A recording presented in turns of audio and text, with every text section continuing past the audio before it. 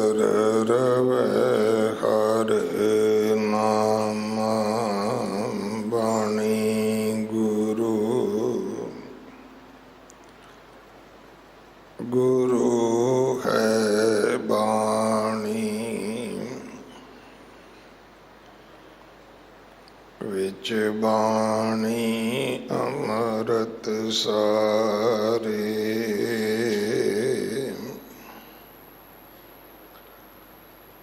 गुर बाणी कहे सेवक जन मानै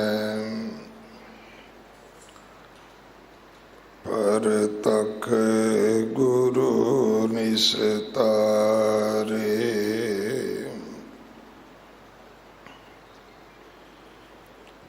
बाणी बिरलो विचार सी जे को गुरमुख होए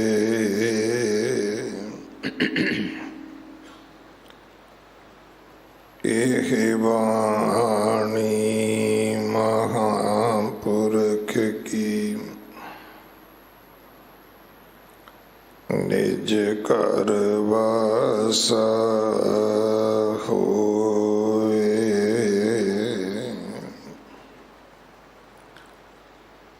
श्री राग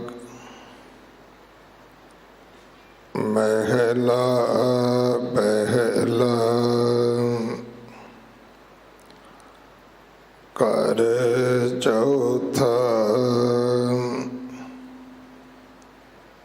एक सुआन दोए सुआनी नाल पढ़ के पाँकें सदा बेयाल कूड़ शुरा मुठा मुरदार तान करूप रहा करतार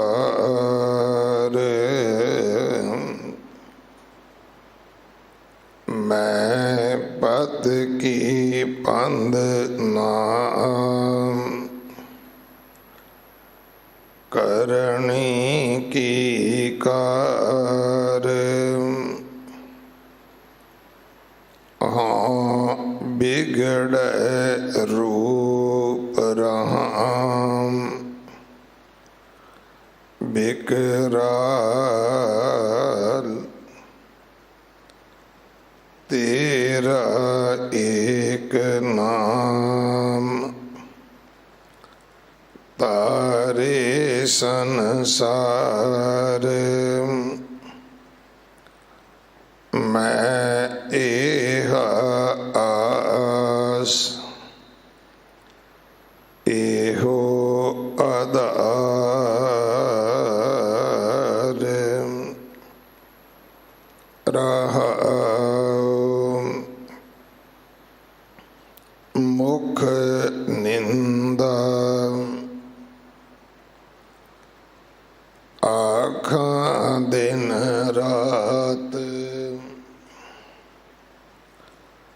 पार कर जो हिम नीच सनात काम करो तन वसै चंडाल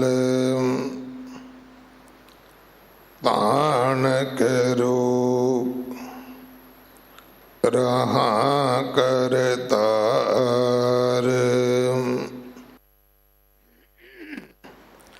फाही सूरत मलो की वेश हाँ ठग ਵਾੜਾ ਠੱਗੀ ਦੇਸ਼ ਖਰਾ ਸਿਆਣਾ ਬਹੁਤ ਭਾਰ ਤਾਣ ਕਰੋ ਰਹਾ ਕਰਤਾਰ ਮੈਂ ਕੀਤਾ ਨਾ ਜਾਤਾ ਹਰਾਮ ਖੋਰ ਹਾਂ ਕਿਆ ਮੂੰਹ ਦੇਸਾਂ ਦੁਸ਼ਟ ਚੋਰ ਨਾਨਕ ਨੀਚ ਕਹੈ ਵਿਚਾਰ ਤਾਣ ਕਰੋ ਰਹਾ ਕਰਤਾਰ ਨਾਨਕ ਨੀਚ ਕਹੈ ਵਿਚਾਰ ਤਾਣ ਕਰੋ ਰਹਾ ਕਰਤਾਰ।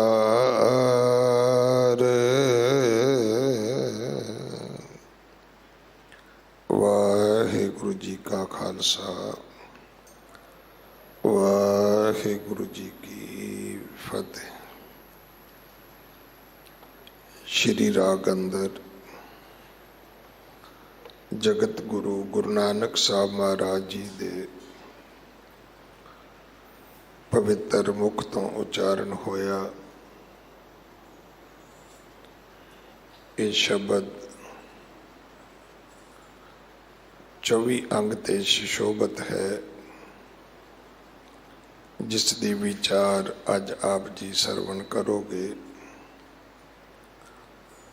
ਅੰਮ੍ਰਿਤ ਸੰਚਾਰ ਹਰ ਐਤਵਾਰ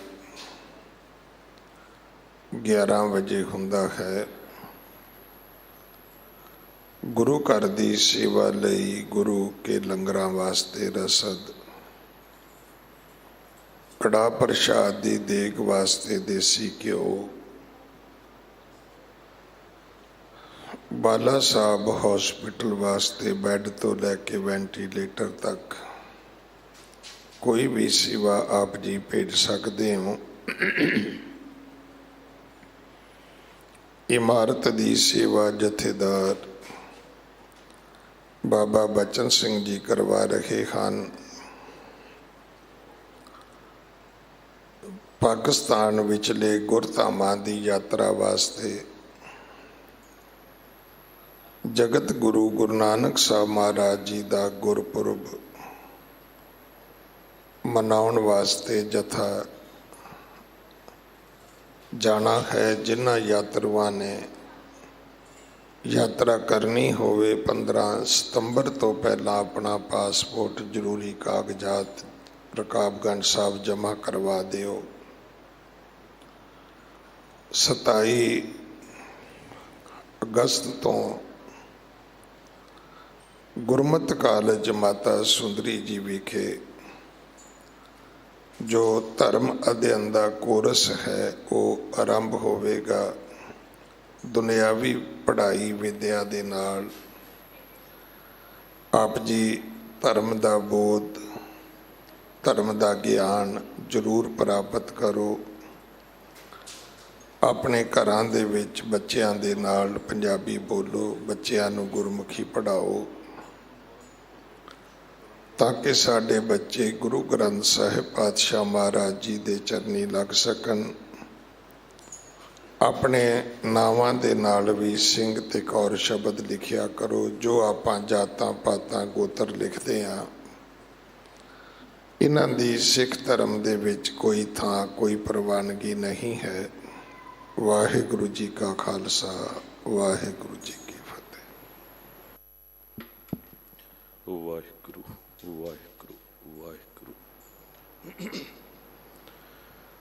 तेरे कवन कवन गुण कह कह गावां, तू साहिब गुणी निधाना, तुमरी महिमा बरन ना साकों, तू ठाकुर ऊच भगवाना, तुमरी महिमा बरन ना साकों, तू ठाकुर ऊच भगवाना।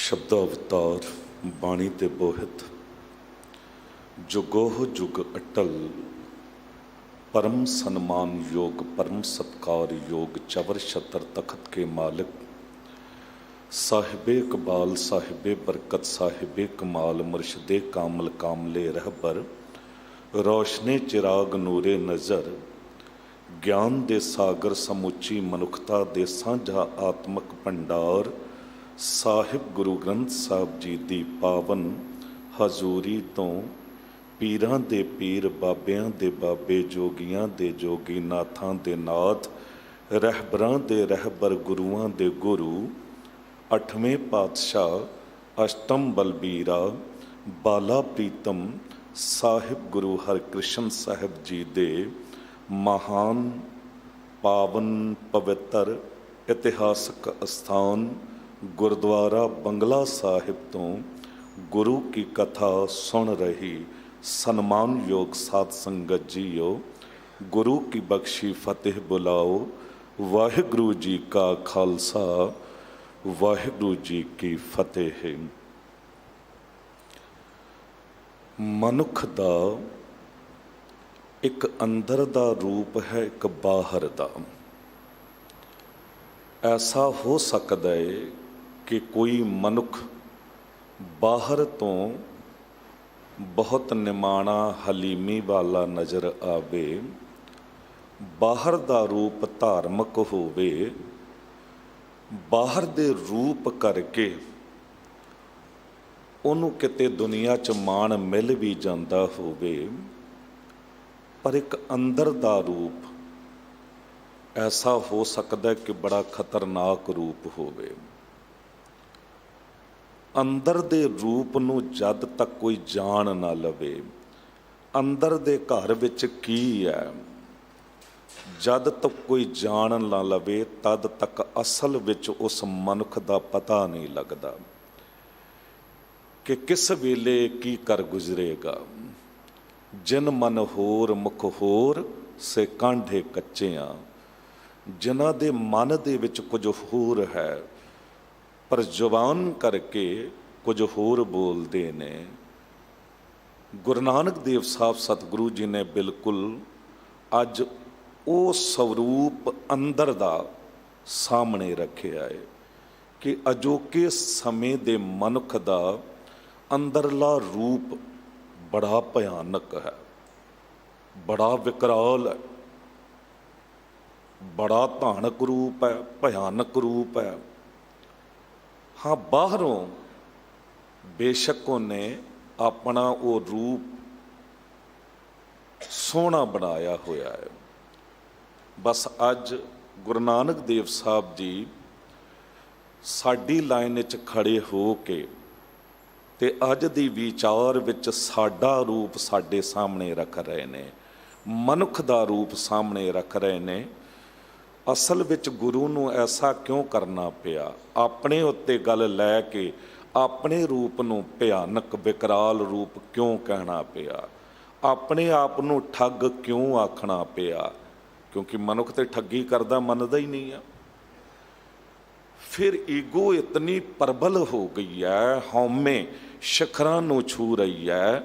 जे उन्होंने कह दो ना कि तू इहो जिहा कौड़ा बोलण वाला है, जे तेरा रूप इहो जिहा भयानक है, माथे त्रुक्ति दृष्ट कुरूर, बोले कौड़ा जेवा की फूड़, ਕੌਣ ਸੁਣੇਗਾ, ਕੌਣ ਮੰਨੇਗਾ? ਉਹ ਤੇ ਸਗੋਂ ਕਹੇਗਾ ਤੂੰ ਇਦਾਂ ਦਾ ਲੱਗਦਾ ਹੈ। ਕਿਉਂਕਿ ਈਗੋ ਹਰਟ ਹੋਵੇਗੀ, ਕੋਈ ਸੁਣਨ ਨੂੰ ਰਾਜੀ ਨਹੀਂ ਹੋਵੇਗਾ। ਗੁਰੂ ਨਾਨਕ ਦੇਵ ਸਾਹਿਬ ਜੀ ਨੇ ਸੋਚਿਆ ਕਿ ਮੈਂ ਆਪਣੇ ਉੱਤੇ ਗੱਲ ਲੈ ਕੇ ਉਹ ਔਗੁਣ ਜੋ ਨੇ ਇਹਦੇ ਸਾਹਮਣੇ ਰੱਖਾਂ, ਕੀ ਪਤਾ ਇਹਨੂੰ ਥੋੜੀ ਸੰਗ ਸ਼ਰਮ ਆ ਜਾਵੇ ਕਿ ਗੁਰੂ ਆਪਣੇ ਆਪ ਨੂੰ ਇਉਂ ਕਹਿ ਰਿਹਾ ਹੈ। ਇਤਨੀ ਨਿਮਰਤਾ ਗੁਰੂ ਨਾਨਕ ਦੇਵ ਸਾਹਿਬ ਜੀ ਵਿਖਾ ਰਹੇ ਨੇ, ਕਹਿ ਰਹੇ ਨੇ ਮੁਖ ਨਿੰਦਾ ਆਖਾਂ ਦਿਨ ਰਾਤ, ਪਰ ਘਰ ਜੋਹੀ ਨੀਚ ਸਨਾਤ, ਕਾਮ ਕ੍ਰੋਧ ਤਨ ਵਸੈ ਚੰਡਾਲ, ਧਾਨਕ ਰੂਪ ਰਹਾ ਕਰਤਾਰ। ਮਤਾਂ ਕਿ ਤੈਨੂੰ ਥੋੜੀ ਸ਼ਰਮ ਆ ਜਾਵੇ ਵੀ ਮੈਂ ਕੀਤਾ ਨਾ ਜਾਤਾ ਹਰਾਮ ਖੋਰ, ਮੈਂ ਤੇਰੇ ਕੀਤੇ ਨੂੰ ਜਾਣਿਆ ਹੀ ਨਹੀਂ। ਹੁਣ ਗੁਰੂ ਨਾਨਕ ਦੇਵ ਸਾਹਿਬ ਵਰਗੀ ਸ਼ਖਸੀਅਤ ਜਿਨ੍ਹਾਂ ਨੇ ਪੂਰੀ ਦੁਨੀਆ ਨੂੰ ਉਸ ਰੱਬ ਦੇ ਦੀਦਾਰ ਕਰਨ ਲਈ ਉਹ ਬਾਣੀ ਉਚਾਰਨ ਕੀਤੀ, ਜਿਨ੍ਹਾਂ ਦੇ ਵਿੱਚੋਂ ਆਪ ਵਾਹਿਗੁਰੂ ਬੋਲਿਆ, ਕਿ ਉਹਨਾਂ ਦਾ ਰੂਪ ਇਹੋ ਜਿਹਾ ਹੋ ਸਕਦਾ ਨਹੀਂ। ਉਹਨਾਂ ਨੇ ਇਸ ਜੋ ਮਨੁੱਖ ਦੀ ਤਸਵੀਰ ਹੈ ਅੱਜ ਦੇ, ਉਹ ਸਾਡੇ ਸਾਹਮਣੇ ਰੱਖੀ ਹੈ ਤੇ ਰੂਪ ਬੜਾ ਭਿਆਨਕ ਹੈ। ਆਪਾਂ ਸਾਰਿਆਂ ਨੇ ਆਪਣੇ ਆਪਣੇ ਅੰਦਰ ਝਾਤ ਮਾਰਨੀ ਹੈ ਕਿ ਕਿਤੇ ਮੇਰਾ ਰੂਪ ਇਹ ਤੇ ਨਹੀਂ, ਕਿਤੇ ਗੁਰੂ ਨਾਨਕ ਦੇਵ ਸਾਹਿਬ ਜੀ ਦਾ ਇਸ਼ਾਰਾ ਜਾਂ ਉਂਗਲ ਮੇਰੇ ਵੱਲ ਤੇ ਨਹੀਂ। ਜੇ ਮੇਰੇ ਵੱਲ ਹੈ ਤੇ ਕਿਉਂ ਨਾ ਅੱਜ ਤੋਂ ਮੈਂ ਥੋੜਾ ਥੋੜਾ ਆਪਣੇ ਆਪ ਨੂੰ ਬਦਲਾਂ, ਆਪਣੇ ਅੰਦਰੋਂ ਵੈਰ ਵਿਰੋਧ ਕੱਢਾਂ, ਆਪਣੇ ਅੰਦਰੋਂ ਕੌੜਾ ਬੋਲਣਾ ਛੱਡਾਂ, ਆਪਣੇ ਆਪ ਅੰਦਰ ਝਾਤ ਮਾਰਾਂ, ਕਿਤੇ ਐਸਾ ਤੇ ਨਹੀਂ ਕਾਲੇ ਮੈਂਡੇ ਕੱਪੜੇ ਕਾਲਾ ਮੈਂਡਾ ਵੇਸ, ਗੁਣ ਹੀ ਫਿਰਿਆ ਮੈਂ ਫਿਰਾਂ ਲੋਕ ਕਹੇ ਦਰਵੇਸ਼। ਕਿਤੇ ਉਹ ਹਾਲਤ ਤੇ ਨਹੀਂ ਵੀ ਬਾਹਰਲਾ ਰੂਪ ਦਰਵੇਸ਼ ਦਾ ਬਣਾ ਲਿਆ, ਪਰ ਦਰਵੇਸ਼ ਬਣਨਾ ਕਿਤੇ ਸੌਖਾ ਹੈ? ਕਿਸੇ ਦਰਵਾਜ਼ੇ ਦਾ ਵੇਸ਼ ਬਣਨ ਲਈ ਨਾ ਪੁੱਠਿਆਂ ਟੰਗਿਆਂ ਰਹਿਣਾ ਪੈਂਦਾ ਹੈ। ਉਹ ਜੋ ਦਰਵਾਜ਼ੇ ਦਾ ਸ਼ਿੰਗਾਰ ਹੁੰਦਾ ਹੈ ਨਾ, ਉਹਨੂੰ ਦਰਵੇਸ਼ ਕਿਹਾ ਜਾਂਦਾ ਹੈ। ਤੇ ਜਿਹਨੇ ਰੱਬ ਦੇ ਦਰ ਦਾ ਦਰਵੇਸ਼ ਬਣਨਾ ਹੋਵੇ, ਉਹਨੂੰ ਕਿੰਨੀ ਕੁ ਘਾਲਣਾ ਘਾਲਣੀ ਪਏਗੀ। ਸੋ ਗੁਰੂ ਨਾਨਕ ਦੇਵ ਸਾਹਿਬ ਜੀ ਨੇ ਉਹ ਘਾਲਣਾ ਘਾਲੀ, ਬਾਬਾ ਫਰੀਦ ਸਾਹਿਬ ਜੀ ਨੇ ਉਹ ਘਾਲਣਾ ਘਾਲੀ, ਬਾਬਾ ਕਬੀਰ ਸਾਹਿਬ ਨੇ ਉਹ ਘਾਲਣਾ ਘਾਲੀ। ਆਓ ਸਾਹਿਬ ਗੁਰੂ ਨਾਨਕ ਦੇਵ ਸਾਹਿਬ ਜੀ ਆਪ ਕਿਰਪਾ ਕਰਨ। ਗੁਰੂ ਹਰਕ੍ਰਿਸ਼ਨ ਸਾਹਿਬ ਸਤਿਗੁਰੂ ਜੋ ਛੜੀ ਕਿਰਪਾ ਰੂਪੀ ਛੱਜੂ ਝਿਉਰ ਦੇ ਸਿਰ ਉੱਤੇ ਰੱਖੀ ਸੀ, ਉਹੀ ਮੈਂ ਮੂਰਖ ਦੇ ਸਿਰ ਉੱਤੇ ਵੀ ਰੱਖਣ, ਇਹ ਵਿਚਾਰ ਹੋ ਜਾਵੇ। ਕਰੋ ਕਿਰਪਾ ਮਨ ਜੇ ਕਿਤੇ ਭਟਕ ਰਿਹਾ ਏ, ਮਨ ਨੂੰ ਆਵਾਜ਼ ਮਾਰੋ, ਮੇਰੇ ਮਨ ਪਰਦੇਸੀ ਬੇ ਪਿਆਰੇ ਆਓ ਘਰੇ। ਇਕਾਗਰਤਾ ਤੁਹਾਡੀ ਬਹੁਤ ਮਿਲ ਰਹੀ ਹੈ, ਦੂਰ ਤੱਕ ਮੇਰੀ ਨਜ਼ਰ ਜਾ ਰਹੀ ਹੈ, ਪਰ ਘਰਾਂ ਵਿੱਚ ਬੈਠੇ ਹੋਏ ਵੀ ਜੋ ਲਾਈਵ ਟੈਲੀਕਾਸਟ ਰਾਹੀਂ ਕਥਾ ਸੁਣ ਰਹੇ ਹੋ, ਸਾਰੇ ਹੀ ਇੱਕ ਵਾਰੀ ਗੁਰੂ ਨਾਨਕ ਦੇਵ ਸਾਹਿਬ ਜੀ ਨੂੰ ਚੇਤੇ ਕਰਦੇ ਹਾਂ, ਕਿਉਂਕਿ ਉਹਨਾਂ ਦੇ ਉਪਦੇਸ਼ਾਂ ਨਾਲ ਜੁੜਨ ਜਾ ਰਹੇ ਹਾਂ। ਤੇ ਗੱਜ ਕੇ ਆਖੋ ਸਤਨਾਮ ਸ੍ਰੀ ਵਾਹਿਗੁਰੂ। ਇੱਕ ਵਾਰੀ ਫਿਰ ਆਖੋ ਸਤਨਾਮ ਸ੍ਰੀ ਵਾਹਿਗੁਰੂ। ਸਤਿਗੁਰੂ ਜੀ ਦਾ ਪਾਵਨ ਸ਼ਬਦ ਸ੍ਰੀ ਰਾਗ, ਸ੍ਰੀ ਰਾਗ ਦੇ ਵਿੱਚ ਮਹਿਲਾ ਪਹਿਲਾ, ਭਾਵ ਕਿ ਗੁਰੂ ਨਾਨਕ ਦੇਵ ਸਾਹਿਬ ਜੀ ਦਾ ਇਹ ਸ਼ਬਦ ਹੈ, ਬਚਨ ਨੇ, ਘਰ ਚੌਥਾ, ਰਾਗ ਅਨੁਸਾਰ ਇਹਨੂੰ ਚੌਥੇ ਘਰ 'ਚ ਗਾਉਣਾ ਹੈ। ਸਾਹਿਬ ਕਹਿੰਦੇ ਨੇ ਏਕ ਸਵਾਨ ਦੋਏ ਸਵਾਨੀ ਨਾਲ, ਭਲਕੇ ਭੌਂਕੇ ਸਦਾ ਬਿਆਲ। ਕਹਿੰਦੇ ਮੇਰੇ ਸਰੀਰ ਰੂਪੀ ਇਸ ਘਰ ਦੇ ਵਿੱਚ ਇੱਕ ਲੋਭ ਰੂਪੀ ਕੁੱਤਾ ਹੈ। ਸਵਾਨ ਕਿਹਾ ਜਾਂਦਾ ਕੁੱਤੇ ਨੂੰ, ਤੇ ਸਵਾਨੀ ਕਿਹਾ ਜਾਂਦਾ ਸਵਾਨੀ ਕੁੱਤੀਆਂ ਨੂੰ। ਤੇ ਕਹਿੰਦੇ ਦੋ ਕੁੱਤੀਆਂ ਨੇ, ਇੱਕ ਲੋਭ ਰੂਪੀ ਕੁੱਤਾ ਹੈ, ਇੱਕ ਆਸਾ ਰੂਪੀ ਤੇ ਤ੍ਰਿਸ਼ਨਾ ਰੂਪੀ, ਇਹ ਦੋ ਕੁੱਤੀਆਂ ਨੇ। ਮੈਂ ਹਾਲੇ ਸਵੇਰੇ ਜਾਗਦਾ ਹੀ ਨਹੀਂ ਆ, ਇਹ ਭੌਂਕਣਾ ਸ਼ੁਰੂ ਕਰ ਦਿੰਦੀਆਂ ਨੇ ਤੇ ਬੜੇ ਭਿਆਨਕ ਰੂਪ ਵਿੱਚ ਭੌਂਕਦੀਆਂ ਨੇ, ਤੇ ਮੈਨੂੰ ਚੰਗੇ ਪਾਸੇ ਲੱਗਣ ਹੀ ਨਹੀਂ ਦਿੰਦੇ ਕੁੱਤਾ ਤੇ ਕੁੱਤੀਆਂ। ਸਾਹਿਬ ਦੇਖੋ ਕਿਸ ਤਰ੍ਹਾਂ ਆਪਣੇ ਉੱਤੇ ਖਲ ਲੈ ਕੇ ਕਹਿ ਰਹੇ ਨੇ ਕਿ ਮੇਰੇ ਅੰਦਰ ਲੋਭ ਰੂਪੀ ਕੁੱਤਾ ਹੈ। ਕਿ ਗੁਰੂ ਨਾਨਕ ਦੇਵ ਸਾਹਿਬ ਜੀ ਦੇ ਵਿੱਚ ਹੋ ਸਕਦਾ ਹੈ? ਨਹੀਂ, ਤੇ ਦੁਨੀਆ ਦੇ ਵਿੱਚ ਹੈ। ਲੋਭੀ ਜੰਤ ਨਾ ਜਾਣਈ, ਪੱਖ ਅਪੱਖ ਸਭ ਖਾਏ। ਹੁਣ ਇਹ ਲੋਭ ਰੂਪੀ ਕੁੱਤੇ ਨੂੰ ਜੇ ਸਮਝਣਾ ਹੋਵੇ ਨਾ, ਤੇ ਇੱਕ ਘਟਨਾ ਦਾ ਜ਼ਿਕਰ ਤੁਹਾਡੇ ਨਾਲ 1 ਮਿੰਟ ਦਾ ਕਰਾਂਗਾ। ਉਜੈਨ ਦਾ ਇੱਕ ਰਾਜਾ ਹੋਇਆ ਹੈ ਜਿਹਨੇ ਬੜੇ ਵਿਦਵਾਨ ਆਪਣੇ ਕੋਲ ਰੱਖੇ ਹੋਏ ਸਨ, ਤੇ ਉਹਨਾਂ ਵਿਦਵਾਨਾਂ ਉੱਤੇ ਉਹਨੂੰ ਬੜਾ ਮਾਣ ਸੀ ਕਿ ਮੇਰੇ ਵਿਦਵਾਨਾਂ ਨੂੰ ਕੋਈ ਹਰਾ ਨਹੀਂ ਸਕਦਾ, ਤੇ ਜੋ ਵੀ ਇੱਥੇ ਆ ਕੇ ਵਿਦਵਤਾ ਦੀ ਗੱਲ ਕਰੇਗਾ, ਜੋ ਵੀ ਇੱਥੇ ਸਵਾਲ ਕਰੇਗਾ, ਮੇਰੇ ਵਿਦਵਾਨ ਉਹਦਾ ਜਵਾਬ ਦੇ ਕੇ ਉਹਨੂੰ ਹਰਾ ਦੇਣਗੇ। ਹੁਣ ਇਸ ਤਰ੍ਹਾਂ ਹੀ ਹੁੰਦਾ ਸੀ। ਪਰ ਇੱਕ ਕਿਤੇ ਵਿਦਵਾਨ ਆ ਗਿਆ, ਜੁੜੀ ਹੋਈ ਰੂਹ ਸੀ, ਉਹਨੇ ਆ ਕੇ ਇੱਕ ਸਵਾਲ ਕਰ ਦਿੱਤਾ ਕਿ ਰਾਜਨ, ਮੇਰੇ ਸਵਾਲ ਦਾ ਜੇ ਜਵਾਬ ਦਿਓਗੇ ਤੇ ਮੈਂ ਆਪਣੀ ਹਾਰ ਮੰਨ ਕੇ ਜਾਵਾਂਗਾ, ਮੈਂ ਜੋ ਕੁਝ ਨਾਲ ਲਿਆਇਆ ਇਹ ਕੁਝ ਵੀ ਇੱਥੇ ਹੀ ਭੇਟਾ ਕਰ ਜਾਵਾਂਗਾ। ਪਰ ਜੇ ਤੁਹਾਡੇ ਵਿਦਵਾਨਾਂ ਨੇ ਮੈਨੂੰ ਨਾ ਹਰਾਇਆ ਤੇ ਫਿਰ ਤੁਹਾਨੂੰ ਇਹ ਕੁਝ ਮੈਨੂੰ ਦੇਣਾ ਪਏਗਾ। ਰਾਜੇ ਦੀ ਈਗੋ ਹਰਟ ਹੋਈ, ਹਉਮੈ ਤੇ ਸੱਟ ਵੱਜੀ, ਇਹ ਸਾਨੂੰ ਹਰਾ ਕੇ ਜਾਵੇਗਾ।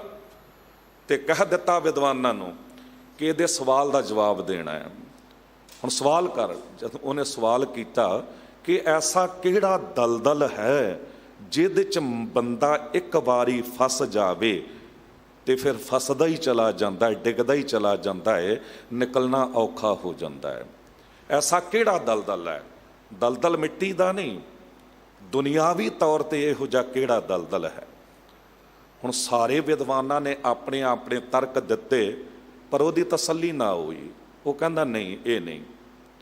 ਹੁਣ ਜਿਹੜਾ ਰਾਜ ਪੁਰੋਹਿਤ ਸੀ, ਰਾਜੇ ਨੇ ਉਹਨੂੰ ਕਹਿ ਦਿੱਤਾ ਕਿ 1 ਹਫ਼ਤੇ ਦੇ ਵਿੱਚ ਤੂੰ ਇਸ ਗੱਲ ਦਾ ਜਵਾਬ ਦੇਣਾ ਹੈ, ਤੇ ਜੇ ਜਵਾਬ ਨਾ ਦਿੱਤਾ ਤੇ ਤੈਨੂੰ ਪਰਿਵਾਰ ਸਹਿਤ ਖਤਮ ਕਰ ਦਿੱਤਾ ਜਾਵੇਗਾ, ਤੈਨੂੰ ਕਤਲ ਕਰ ਦਿੱਤਾ ਜਾਵੇਗਾ, ਕਿਉਂਕਿ ਸਾਡੀ ਹਾਰ ਹੋਵੇਗੀ।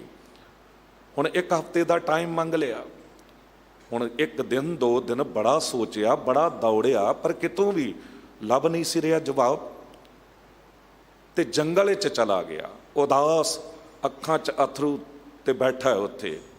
ਇੱਕ ਆਜੜੀ ਭੇਡਾਂ ਚਾਰਨ ਵਾਲਾ ਉਹਨੇ ਵੇਖਿਆ ਵੀ ਕੱਪੜੇ ਤੇ ਇਹਨੇ ਪੁਰੋਹਿਤਾਂ ਵਰਗੇ ਪਾਏ ਨੇ ਤੇ ਸ਼ਾਹੀ ਕੱਪੜੇ ਪਾਏ ਨੇ, ਉਦਾਸ ਕਿਉਂ ਬੈਠਾ ਹੈ?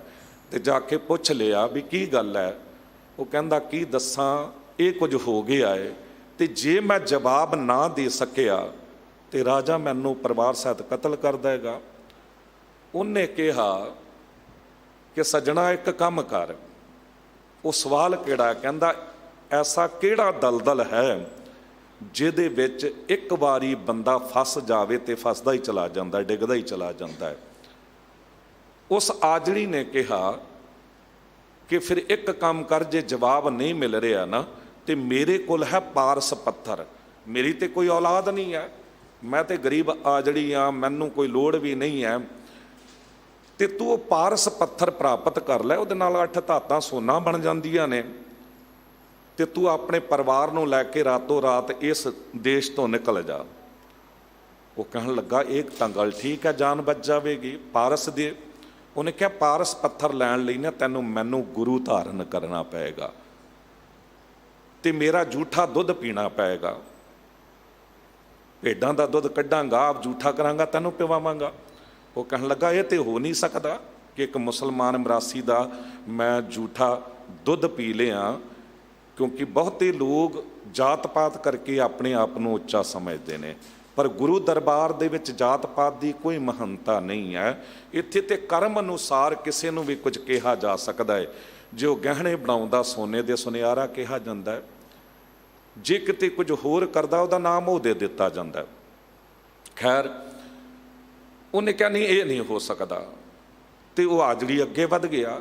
ਅੰਦਰ ਲੋਭ ਨੇ ਜ਼ੋਰ ਮਾਰਿਆ ਕਿ ਵੀ ਪ੍ਰਾਸ਼ਚਿਤ ਕਰ ਲਾਂਗਾ, ਪਾਰਸ ਤੇ ਮਿਲ ਜਾਵੇ।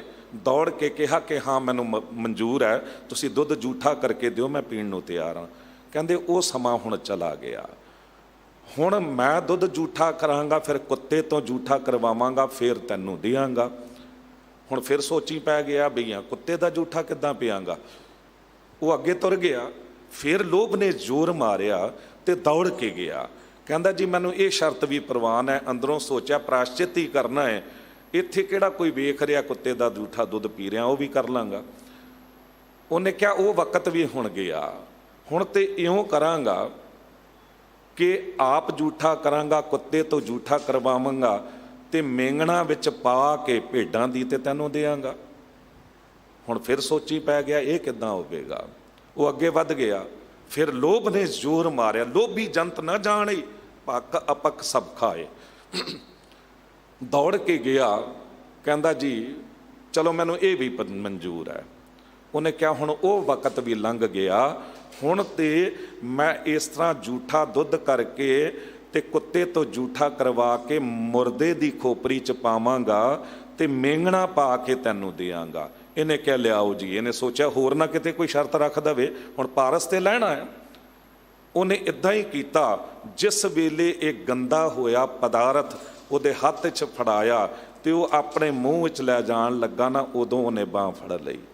ਉਹਨੇ ਕਿਹਾ ਸੱਜਣਾ ਮੇਰੇ ਕੋਲ ਪਾਰਸ ਪੱਥਰ ਕੋਈ ਨਹੀਂ ਹੈ, ਇਹ ਤੇਰੀ ਗੱਲ ਦਾ ਜਵਾਬ ਹੈ, ਜਾ ਦੇ ਦੇ ਉਹਨੂੰ ਤੇ ਆਪਣੇ ਆਪ ਨੂੰ ਬਚਾ ਲੈ ਕਿ ਲੋਭ ਐਸਾ ਦਲਦਲ ਹੈ ਜਿਹਦੇ 'ਚ ਇੱਕ ਵਾਰੀ ਜੋ ਡਿੱਗ ਜਾਵੇ, ਫਸ ਜਾਵੇ, ਉਹ ਫਿਰ ਕੁਝ ਵੀ ਖਾਣ ਨੂੰ ਤਿਆਰ ਹੋ ਜਾਂਦਾ ਹੈ, ਕੁਝ ਵੀ ਕਰਨ ਨੂੰ ਤਿਆਰ ਹੋ ਜਾਂਦਾ ਹੈ। ਗੁਰੂ ਨਾਨਕ ਦੇਵ ਸਾਹਿਬ ਸਤਿਗੁਰੂ ਜੀ ਕਹਿ ਰਹੇ ਨੇ ਕਿ ਲੋਭ ਰੂਪੀ ਕੁੱਤਾ ਅੰਦਰੋਂ ਬੰਦੇ ਦੇ ਜ਼ੋਰ ਮਾਰਦਾ ਹੈ ਤੇ ਜਿਹਦੇ ਅੰਦਰ ਲੋਭ ਰੂਪੀ ਕੁੱਤਾ ਹੁੰਦਾ ਹੈ ਉਹਦਾ ਸੁਭਾਅ ਵੀ ਬਿਲਕੁਲ ਇਹ ਹੋ ਜਾਂਦਾ ਹੈ, ਜੋ ਕੂਕਰ ਹਰਕਾਇਆ ਧਾਵੇ ਦਹਿਦ ਸਜਾਏ, ਲੋਭੀ ਜੰਤ ਨਾ ਜਾਣੀ ਪੱਖ ਅਪਕ ਸਭ ਖਾਏ। ਦੋ ਸਵਾਨੀ ਨਾਲ ਦੋ ਕੁੱਤੀਆਂ, ਆਸਾ ਤੇ ਤ੍ਰਿਸ਼ਨਾ। ਦੇਖੋ ਮਨੁੱਖ ਨੂੰ ਇਹ ਬਹੁਤ ਦੁੱਖ ਦਿੰਦੀਆਂ ਨੇ। ਜਿਤਨਾ ਮਨੁੱਖ ਦੌੜਿਆ ਭੱਜਿਆ ਫਿਰ ਰਿਹਾ, ਜਿਤਨੇ ਇਹਦੇ ਝਗੜੇ ਨੇ, ਜਿਤਨਾ ਵੈਰ ਵਿਰੋਧ ਹੈ, ਬਸ ਤ੍ਰਿਸ਼ਨਾ। ਤੇ ਤ੍ਰਿਸ਼ਨਾ ਕੇਵਲ ਦੌਲਤ ਦੀ ਨਹੀਂ ਹੋ ਸਕਦੀ, ਦੌਲਤ ਦੀ ਤੇ ਹੈ ਹੀ ਹੈ। ਤ੍ਰਿਸ਼ਨਾ ਮਾਣ ਅਭਿਮਾਨ ਦੀ ਵੀ ਹੈ। ਮੇਰੇ ਤੋਂ ਅੱਗੇ ਕੋਈ ਲੰਘ ਨਾ ਜਾਵੇ, ਮੇਰੇ ਤੋਂ ਵੱਧ ਇੱਜ਼ਤ ਕਿਸੇ ਨੂੰ ਨਾ ਮਿਲ ਜਾਵੇ। ਇਹਦੇ ਕਰਕੇ ਵੀ ਤ੍ਰਿਸ਼ਨਾ ਬੰਦੇ ਨੂੰ ਅੰਦਰੋਂ ਸਾੜਦੀ ਰਹਿੰਦੀ ਹਰ ਵੇਲੇ। ਤ੍ਰਿਸ਼ਨਾ ਬੁਝੈ ਹਰ ਕੈ ਨਾਮ। ਇਹ ਤ੍ਰਿਸ਼ਨਾ ਬੁਝੇਗੀ ਕਿਸ ਤਰ੍ਹਾਂ? ਇਹ ਆਸਾਂ ਉਮੀਦਾਂ ਰੋਜ਼ ਦੀਆਂ, ਜੋ ਬੰਦਾ ਬਿਲਕੁਲ ਬਣ ਹੀ ਹੋ ਗਿਆ ਹੈ। तस्वीर उम्मीदों की आईना मलालों का, इंसान जिसे कहते मुअस्सर है ख्यालों का। उम्मीदां दी तस्वीर बन गया है। ਇਹ ਆਸ ਹੈ, ਉਹ ਆਸ ਹੈ, ਇਹ ਮਿਲ ਜਾਵੇ, ਉਹ ਮਿਲ ਜਾਵੇ। ਇਹ ਤ੍ਰਿਸ਼ਨਾ ਅੱਗ ਹੈ, ਜਿੰਨਾ ਮਰਜ਼ੀ ਇਹਦੇ 'ਚ ਬਾਲਣ ਪਾਈ ਜਾਓ, ਅੱਗ ਨੇ ਕਦੀ ਮਨਾ ਕੀਤਾ?